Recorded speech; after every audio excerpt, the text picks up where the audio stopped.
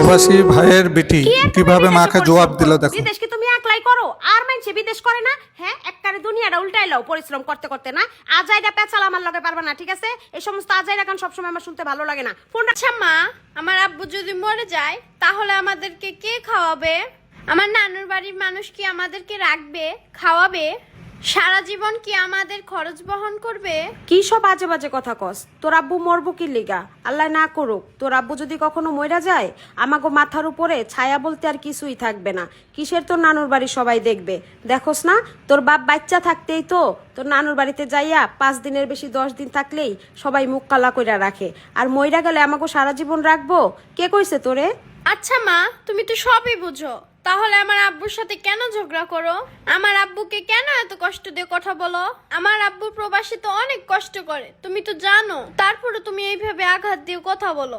আমার আব্বু যদি তোমার কথায় কষ্ট পেয়ে স্ট্রোক করে মরে যায়, তখন তো ঠিকই কানবা, কিন্তু তখন আর কান্দা লাভ হইব না। থাকতে মূল্য দাও মা। বেটিটা ভালো কথা বলেছে, আর মাকে কি সুন্দর করে বুঝিয়ে দিল, তাই না? এরকমই বেটি হওয়া দরকার। এর লেগে তো বেটি বাপের জান।